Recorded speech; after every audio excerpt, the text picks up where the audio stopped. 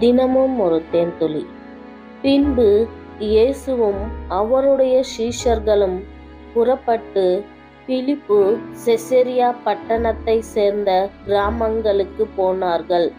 வழியிலே அவர் தம்முடைய சீஷர்களை நோக்கி, ஜனங்கள் என்னை யார் என்று சொல்கிறார்கள் என்று கேட்டார். அதற்கு அவர்கள், சிலர் உம்மை யோவான் ஸ்நானகன் என்றும், சிலர் எலியா என்றும், வேறு சிலர் தீர்க்கதரிசிகளில் ஒருவர் என்றும் சொல்கிறார்கள் என்றார்கள். அப்பொழுது அவர், நீங்கள் என்னை யார் என்று சொல்கிறீர்கள் என்று கேட்டார். பேதுரு பிரதியுத்தரமாக, நீர் கிறிஸ்து என்றான்.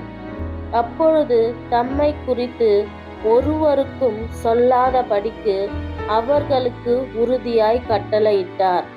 அல்லாமலும் மனுஷகுமாரன் பல பாடுகள் பட்டு மூப்பராலும் பிரதான ஆசாரியராலும் வேத பாரகராலும் ஆகாதவன் என்று தள்ளப்பட்டு கொல்லப்பட்டு 3ஆம் நாளிற்கு பின் உயிர்த்தெழுந்திருக்க வேண்டும் என்று அவர்களுக்கு போதிக்கத் தொடங்கினார். இந்த வார்த்தையை அவர் தாராளமாய் சொன்னார். அப்பொழுது பேதுரு அவரை தனியே அழைத்து கொண்டு போய் அவரை கடிந்து கொள்ள தொடங்கினான். அவர் திரும்பி தம்முடைய சீஷரை பார்த்து பேதுருவை நோக்கி, எனக்கு பின்னாக போ சாத்தானே, நீ தேவனுக்கு ஏற்றவைகளை சிந்தியாமல் மனுஷருக்கு ஏற்றவைகளை சிந்திக்கிறாய் என்று சொல்லி அவனை கடிந்து கொண்டார்.